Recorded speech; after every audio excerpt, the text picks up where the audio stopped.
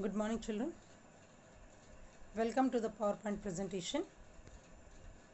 Class 12th. Today we shall be dealing with a poem, An Elementary School Classroom in a Slum. It is Flamingo. Okay. Elementary school classroom in a slum. Slum, as we have gone through. Slum, that area for poor people. An elementary school means the school up till 8th standard. And the situation of a classroom is explained by the poet, their conditions in this poem. So about the poet, Sir Stephen Harold Spender, 20th February 1909 to 16 July 1995, was an English poet, novelist and essayist. He concentrated on themes of social injustice and the class struggle in his work. He was appointed as a poet laureate consultant in poetry to the United States Library of Congress in 1965. About the poet, this poem is An Elementary School Classroom in a Slum is a part of The God That Failed in 1949. A lyrical poem, it is about young children, the unpleasant lives of poor children in the slums, the importance of education and the significance of the role of these children, a role of the teachers. It has been explained over here. Again about the elementary school in a slum, it is given the theme children. The theme of the poem An Elementary School Classroom is the plight of poor children living in slums. Plight means the condition. He talks about the social injustice and inequalities.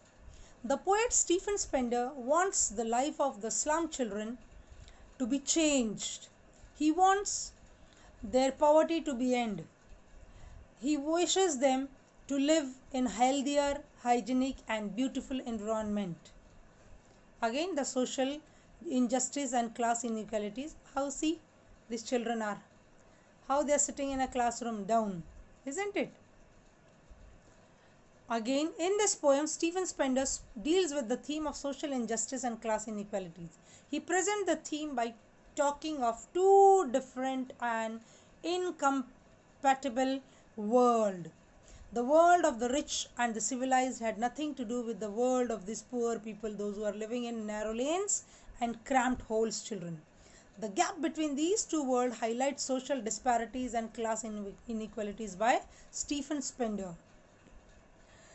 Stephen Spender has presented a true picture of life of the school children living in the slum area of Tralles Valley of Austrian Alpine province. These children are in a very miserable condition. Due to their poverty and literacy, they are depressed. Their pale faces express sadness. They look lean, skinny and bony. They are like rootless weeds which cannot resist anything from their existence. They are physically weak and undernourished. Spender speaks his concern for these children who live in all these small and slum area throughout their life in slums and have no opportunity to enjoy the blessings of the real world. He makes a frantic appeal to the educated and affluent sections of the society to better the lot of the slum children through education. If these people will help the poor and the depressed, maybe the social injustice and class inequalities will be removed. This is what his thought is. Now we will be dealing today with the first stanza children. The first stanza of the poem speaks about far, far from gusty waves these children faces, the rootless weeds, the hair torn round their parlor, the tall girl with her weighed down head, the paper swimming boy with rat's eyes, the stunted unlucky hair, the twisted bone reciting the father's gnarled disease. His lessons from his desk at the back of the dim class, one unnoted, sweet and young. His eyes live in a dream of squirrel game in the tree room other than this. Now children, see the explanation. Far, far from gusty wave these children's faces, like rootless weeds, the hair torn round the parlor, the tall girl with her weighed down head. Now, gusty waves means the breezy wind, parlor here means the dull faces, and weeds means the unwanted plants which grow here and there. So here the poet describes about the children who study in this elementary school, which is set up in a slum area.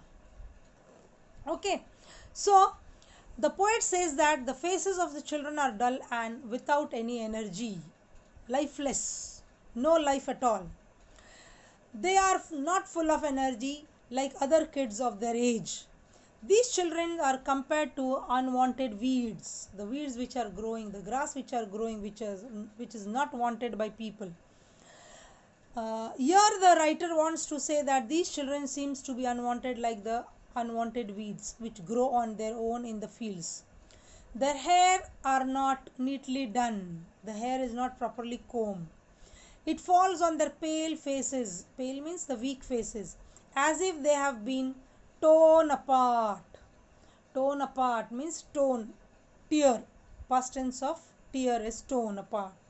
The children are untidy. They haven't combed their hairs. Then it describes a tall girl who seems to be burdened by poverty. Her head is bent, maybe because of the tiredness or shame. Understood, children?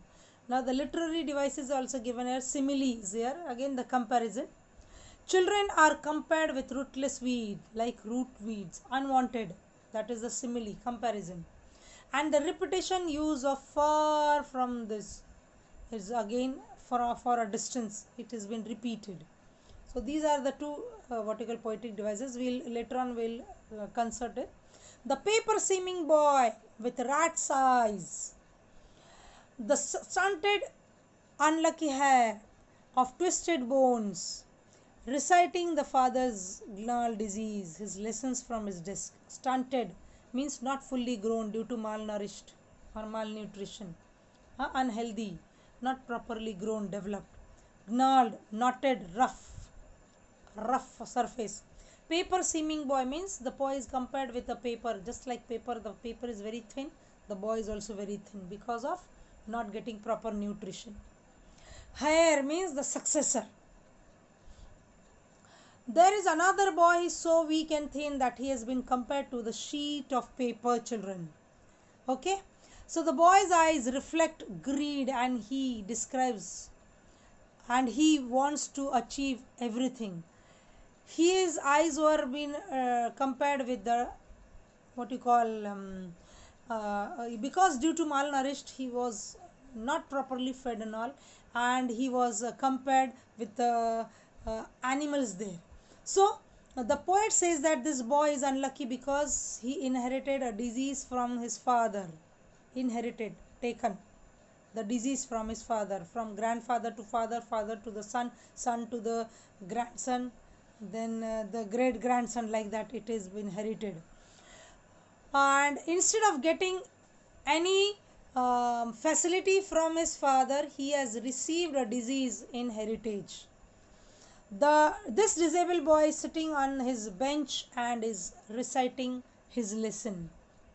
A metaphor, a poetic device is here, metaphor. Metaphor means a comparison. The boy is compared with the paper as thin as he. Okay. Now, at the back of the class, in dim, dark area, was a small boy who was not visible to the poet as he was sitting in darkness. The teacher was teaching, and the back of class, last bench, one boy is sitting there. The teacher was not able to see him. The poet could see his eyes, which are bright and full of dreams. Only the teacher could see, the poet could see his eyes, which were very, very full of dreams. Okay, very bright. Maybe some dreams are in his eyes. He want to do something, he want to achieve something. He was not at all paying attention to the class. It seems as if he was rather interested in playing with squirrel in the tree house. Outside the window he is watching, he is observing, and he found that the squirrels are playing outside. So he was much more interested in outside game of the squirrel rather than what the teacher is teaching.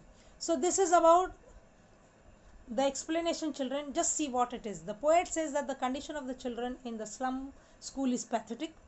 Their world is far removed from the open, healthy environment. They are as unwanted as the rootless weed.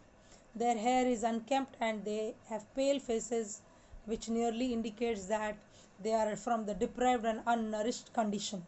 Okay.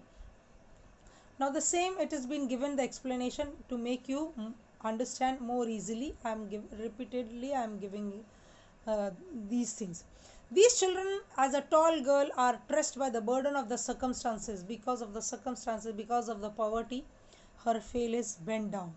They are exhausted both physically as well as emotionally. Exhausted, tired, physically and emotionally. The paper thin boy is skinny, very thin.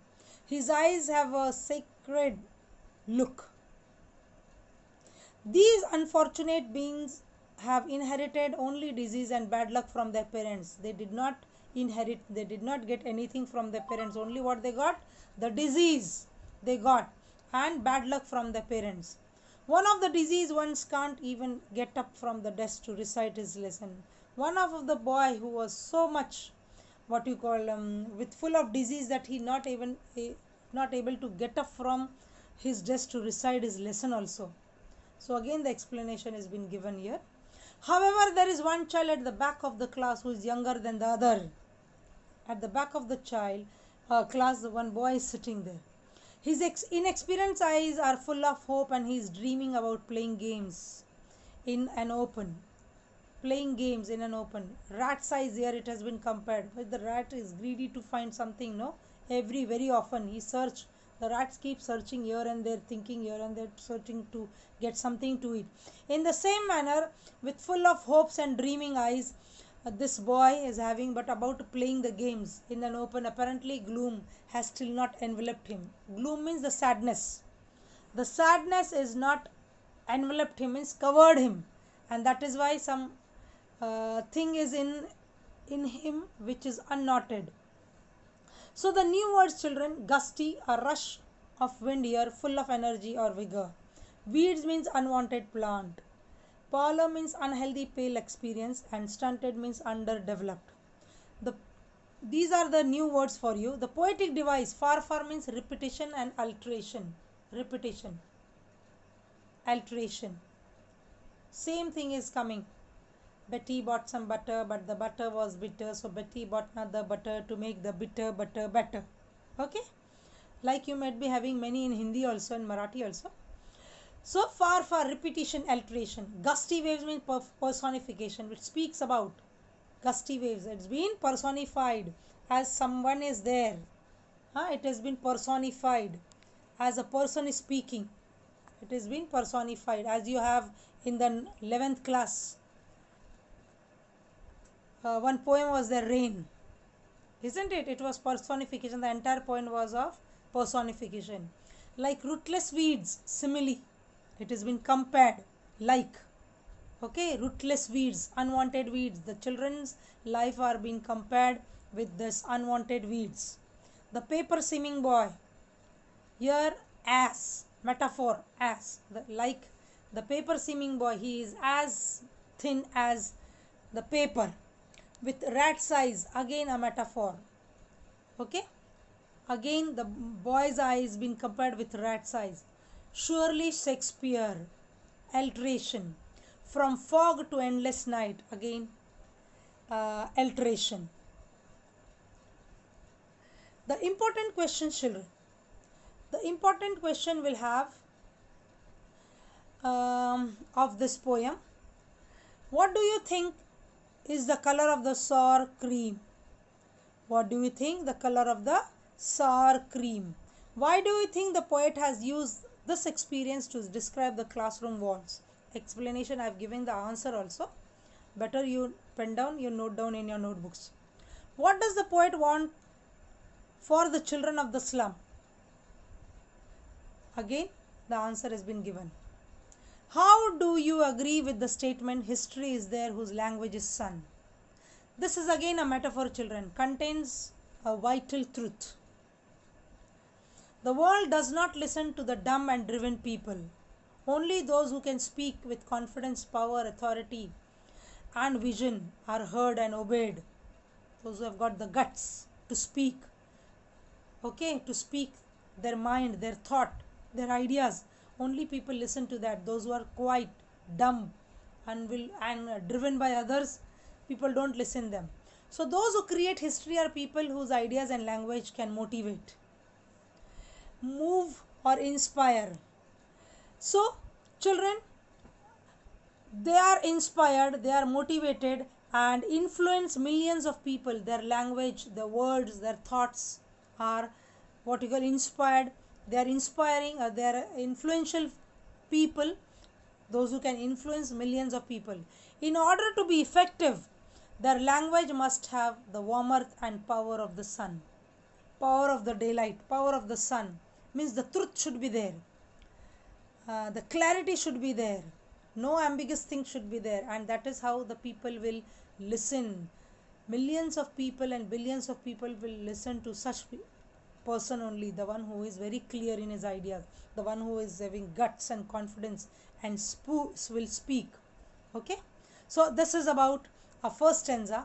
Thank you. We'll be dealing in the next period, we'll be dealing about the second stanza. Okay, bye bye.